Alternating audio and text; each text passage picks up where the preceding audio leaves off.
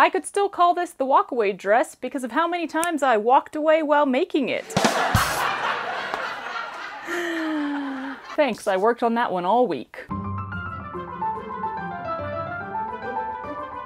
We're all super into adjustable clothes right now, right? For all accounts and purposes, seems like it. And if you have been around the adjustable clothes or even just the sewing community, you've probably heard of the Walkaway dress. I don't know who first called it the Walkaway dress. I think the reason why is because it's supposed to be so fast to sew that you can just like sew it and walk away. I didn't look into it. Maybe I will. I probably won't. Tell me in the comments if you know. But yeah, a bunch of people have been making specifically this dress.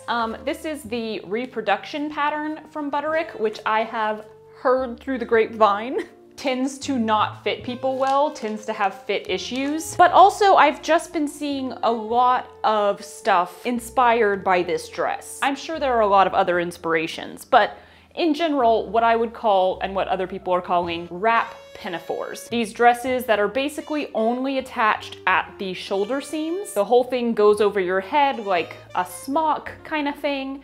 And usually, like this one, the back piece ties on first.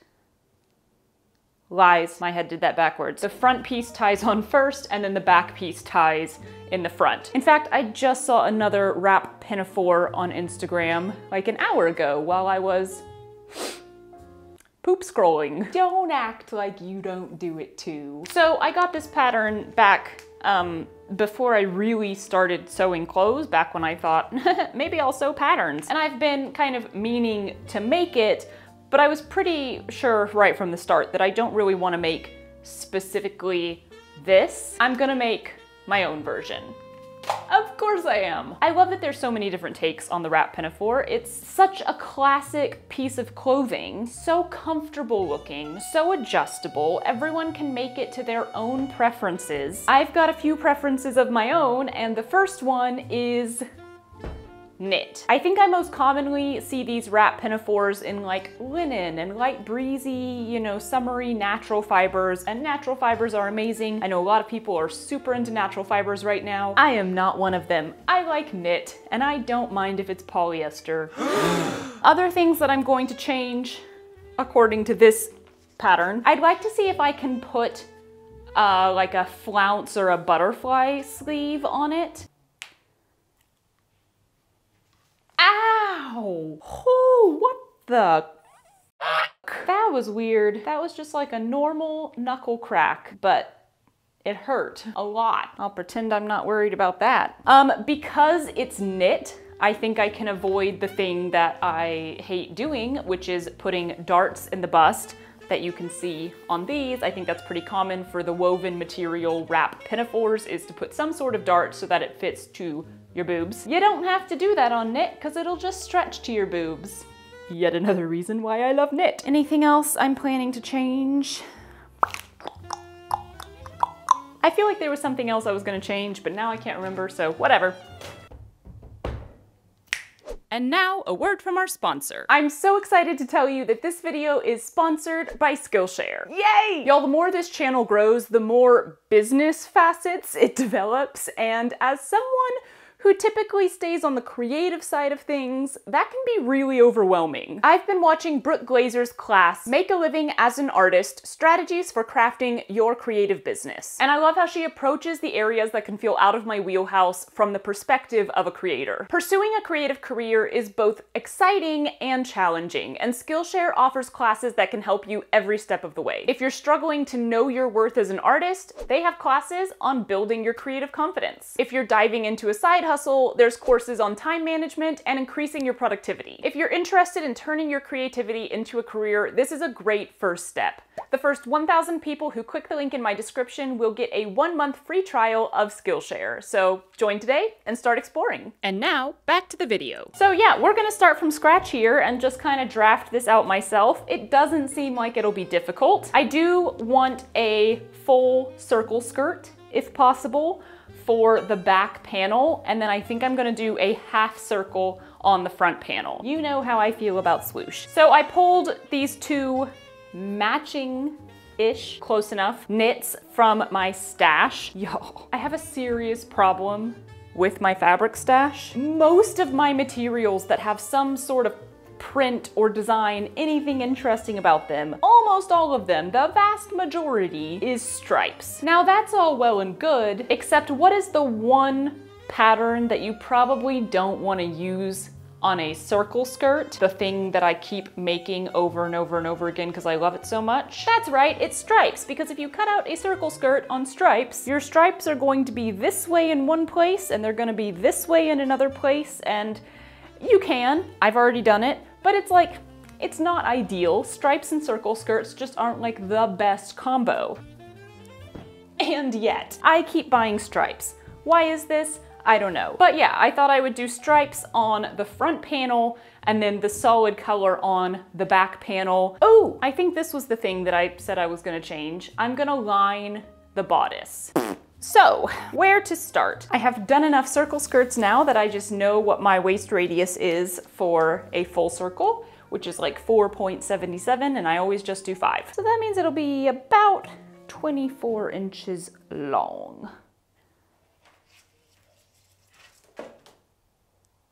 That was an unnecessary level of drama. Is this folded a weird way? This is not selvage to selvage. Ugh, not like I spent 8 minutes folding it or anything. Okay, let's cut out a circle.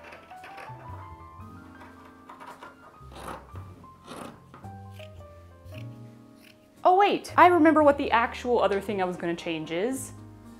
Pockets. I'm adding pockets, somehow. 12 seconds later. How am I adding pockets? I should have thought of that first. Let's go ahead and get a half circle. Actually, before I cut out the front skirt, let's muse about the pockets for a minute. Okay, I've mused. I have the answer. They can't be in the front panel because the back panel covers the front panel and connects in the front and swooshes open. So that's all getting covered. You wouldn't be able to get to them. They need to be in the back panel, which is circling around basically like a normal skirt. So they should just be on the side seams, like a normal skirt. Hooray! That just means that I need to cut my circle skirt into 3 pieces. This is grand. This is annoying. Let's say it together. Good enough. This will be, if it ever unfolds. This will be the front, this will be the back one. We have 2/4 for the front, 1/2 for the back. So now we just need the bodice. This should be fairly similar to that very neon-y dress I made the other day. Sort of just a tank style top. Same on the back and the front. The back one might be a little different because the front one is wrapping and basically only reaching the side seams, and then after that it's going to be the ties, whereas the back one is wrapping around and should actually kind of meet in the front, so it could have much more of a slope, a diagonal line on the sides. If I do 3-inch straps, it'll be close enough to the edges that I could add the flounce sleeves. How much of a scoopity scoop do I want on this neck? What I did learn on that dress that I made is to make the straps a little shorter than you think on something made out of knit, because they will stretch and the neckline and everything will fall lower than you want it. All right, I think I need to go draw this on a piece of paper first. I'm not gonna make a pattern piece, but I need a little bit of sketching time. Okay, so there's a lot of pieces here. I may have complicated matters just a smidge, but I really didn't want to have to get out my second piece of this turquoise fabric, teal. I wanted to try to get everything out of this piece, and it didn't fit, which meant I had to get clever with the piecing. Yay! So the front bodice, it's one whole piece. This will be attached to the skirt. On the other hand, because I didn't have enough fabric, the back bodice piece is shorter than it should be, and it's going to have a sort of waistband that will be sewn onto it and then sewn onto the skirt in order to make it the proper length. And like, here's the extra fun, I couldn't even get the waistband cut out in one long strip, so it's in 3 different pieces. It's gonna line up with the whole side seams and everything. But you know what? In the end, I got everything that I need, and I even have 2 different sleeve options. Obviously they're the different fabrics, but they're also drastically different shapes. This was just left behind, and I don't know what that's gonna look like. That might be silly, but I figured why not try. This is a little more similar to like a traditional butterfly flounce sleeve. I cut it a little bit oddly, but it should work. I have little strings that will tie the front piece together in the back. I have other little strings that will tie the back piece together in the front. This should work. If it does work, everyone's gonna be like, why didn't you give us all the measurements of this? But I'm only like 73% sure it'll work. Pretty sure is still not that sure in my world. Let's go to the sewing room after I stack all of these up so I can transport them. But y'all, look how little fabric I had left over. Like, that ain't bad for what is not really a no-waste dress. I do love getting creative to try to use up as much of a piece of fabric as possible. It's just like a fun challenge. It's very similar in my head to the challenge of like packing a dishwasher with 9 people's dishes, fitting as much stuff as possible in a suitcase. Using as much fabric as possible is in that realm, and I like it. Okay, now let's go to the sewing room.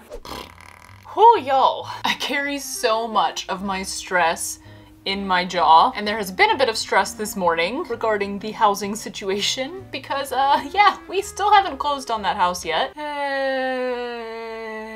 So yeah, my jaw is extremely tight right now. Loads of fun. You have floof on your head. So I'm gonna hit you with some voiceover for this process. I started by connecting the outer front bodice to the outer back bodice at the shoulders, which I spent, well, not ages, but a solid like 10 minutes figuring out. I wanted them to be sloped because that was something I ended up altering into my neon tank dress. But oh my goodness, the opposite direction slopes you have to do was boggling my brain, both while cutting it out and now while stitching it. My surety in this pinafore turning out right was slipping downward, but then I realized why it was looking so weird to me. In my head, my shoulders slope in the other direction, like downward towards my neck, and yeah, clearly anatomy and life drawing are not my strong suits because that's not how shoulders slope. So this is actually all good. Yes, this fits a normal human body, which is something I have. I did the same thing to the front bodice lining and the back bodice lining, and then I sewed those two pieces together around the neck and turned them right side out to check. I will iron this in a moment, but I wanted to figure out which sleeve I prefer first. Pinned one of each on, and what do you think? If you think the teal one is better,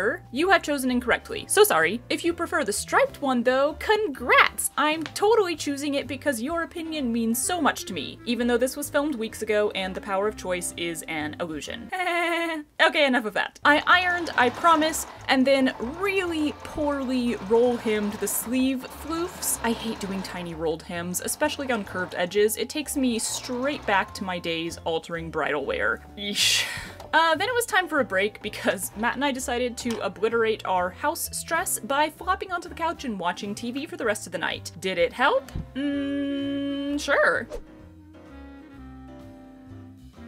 Back at it the next afternoon, I pinned the sleeves onto the outside of the bodice and basted them in place. I then sewed up the little strings that will tie the front piece in the back because those need to be sewn into the bodice itself, before using the burrito method to stitch up the two sides of the bodice with that nice clean seam on the outside. Y'all, I always thought the burrito method was gonna be so much harder than it actually is. If you're scared of trying it, don't be scared. It's super easy. Alright, so it's coming along. I think this was the good sleeve choice. It looks nice. My main concern right now is that the back might be too short even when I add the waistband on. I don't know, we'll see. I went ahead and made the ties for the front, or rather the ties that go on the back but tie in the front, and then I'm gonna put the waistbands together and sew those onto the bodice. You know, besides the housing stuff stress, there's definitely also been a slight amount of stress relating just to this channel, but like good stress, happy stress, that can be a thing, right? Sure. In case you don't know, all of my videos are typically filmed a month before they actually come out.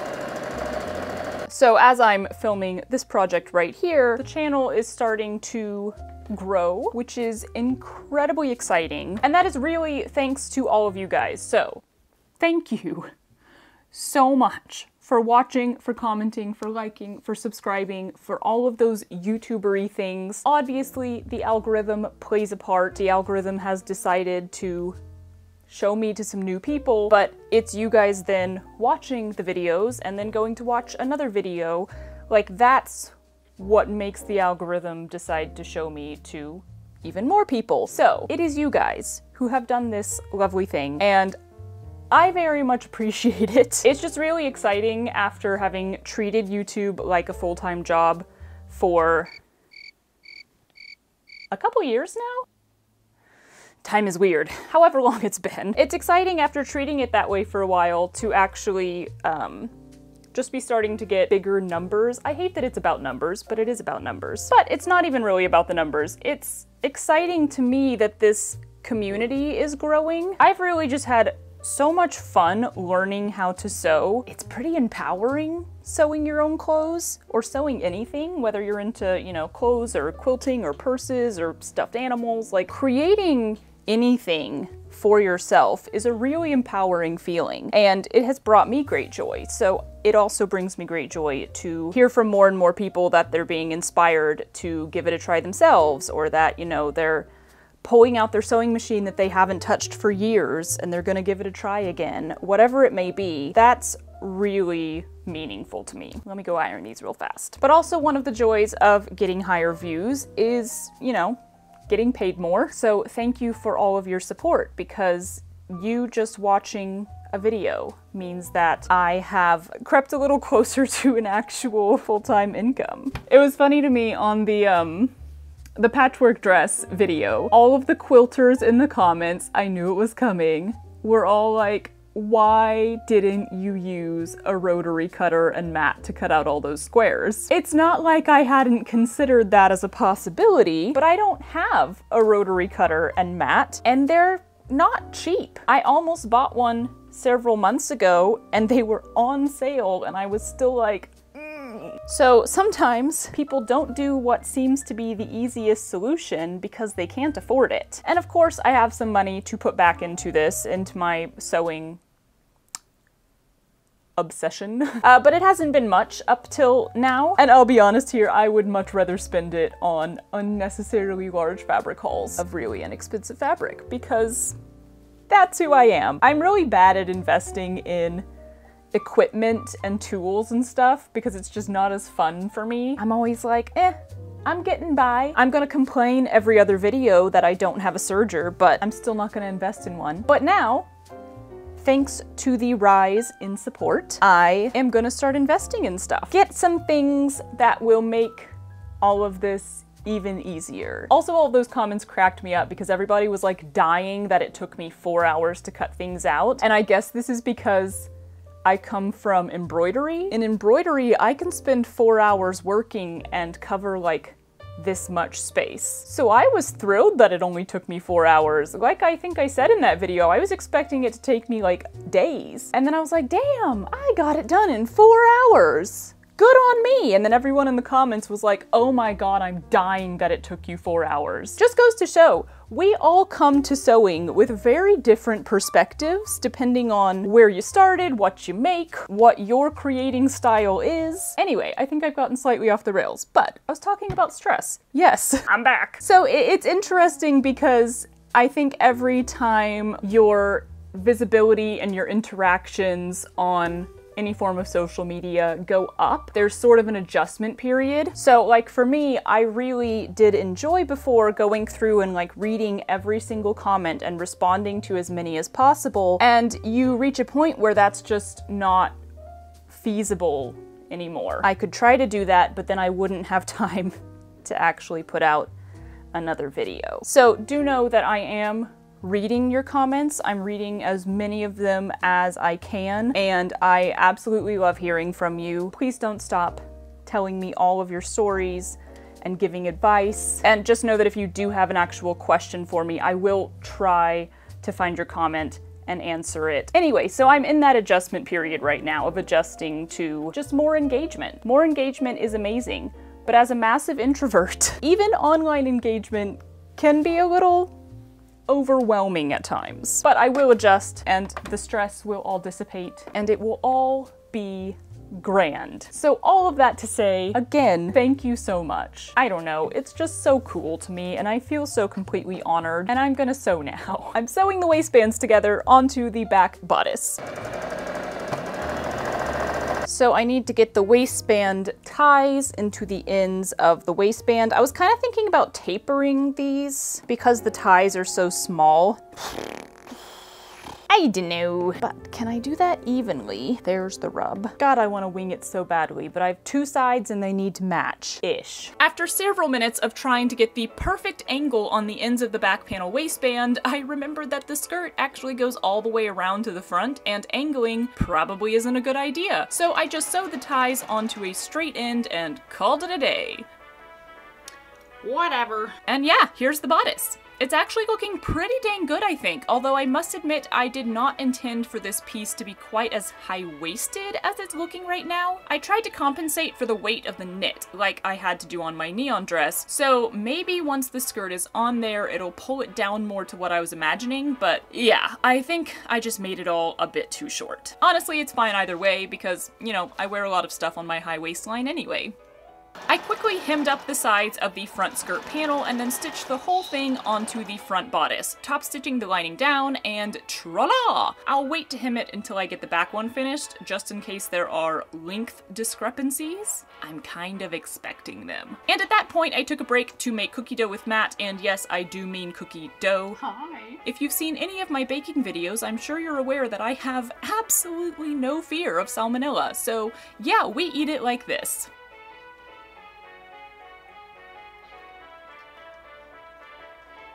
From there, I just had to get the back skirt panel sewn together with the pockets inserted in there. I did have to cut the pockets down a little in width because I hadn't taken into account the size of the front panel covering them, but all went well. I got the skirt sewn onto the back bodice, turned down the lining for top stitching, and blazed my way through that hemming before I could completely lose interest for the day. And huzzah, we're done!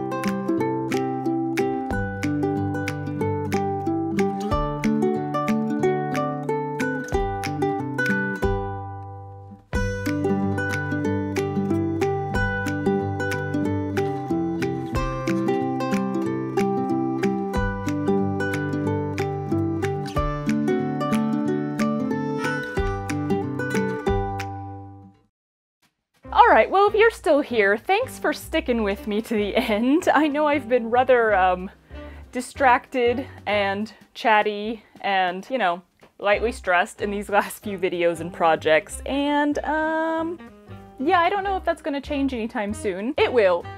Give me a month or two. But, final product. What are my thoughts? I cut a lot of corners, quite literally, because I was trying to just cram everything out of a certain amount of fabric instead of just getting more fabric. So there are definitely a few things that are not exactly how I want them, and that I will be updating if and probably when, I make this dress again. First of all, I would definitely make the front panel go further than just my side seams. Most of the time, it's fine and there's enough coverage, especially if I'm just, you know, walking around, but I need all of my circle skirts to accommodate me spinning in circles. And when you spin in circles, sometimes it's like, whoop, let me just fly open on the sides there. So I think next time I would either do 2/3, 3/4 of my waist width so that it just goes a little further back here rather than cutting off here. And speaking of right here, I would also cut this differently. Just because the bras that I'm wearing are usually cut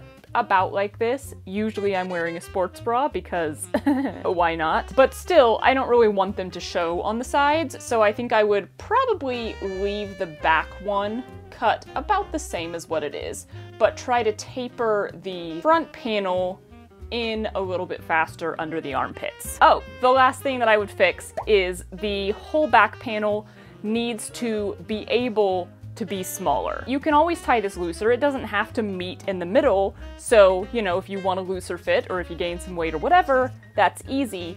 But this is currently as tight as I can tie it, and I would prefer it a little tighter, like that. If you're gonna do something adjustable, you want it to be adjustable in both directions. Other than those 3 somewhat major issues, I think it turned out pretty fine. Like, it's definitely fine enough that I will be wearing this, especially around the house. I might not wear it out without like shorts underneath, just because I don't feel like there's enough overlap on the sides. But yeah, not only did I learn a lot, not only is it a great first prototype for the next round, but I am still gonna wear it. Also, my overall takeaway of wrap pinafores is like a hardcore yes please. Ah, the AC turned on. I don't feel like turning it off. It's all the way over there. It's too far of a walk. It's fine. I might also try to make one out of woven material at some point. That kind of falls in my full coverage pinafore bib realm, because that's another thing that I want to try making. Let's be real, there are so many things I want to try making. The question is just when I'll have time to get to making them. So yeah, good times, good project. I think this was probably my last sewing project in this house, in this studio. Oh, how I will miss all of the wood. Not really. Here's hoping my next studio setup has slightly better lighting, even though this was fun and cozy. It was just always so warm. But yeah, there might be a few moving videos, chatty videos, stuff like that while I get my new studio space in the new house theoretically set up. Once again, I just want to say thank you so much to every single one of you for watching, for subscribing, for liking, for commenting, for being here and being part of this community and welcoming me into the community. It is such an honor and a privilege to get to do this job, to get to make the things that I love and do the things that I love and explore and experiment and just make tons of mistakes and share all those mistakes with you. I truly do love it. I truly feel honored. So thank you, thank you, thank you so much for being here. Okay, bye! Ah, yes, this is safe. This is okay. I'm pretty sure it should blah blah blah blah blah.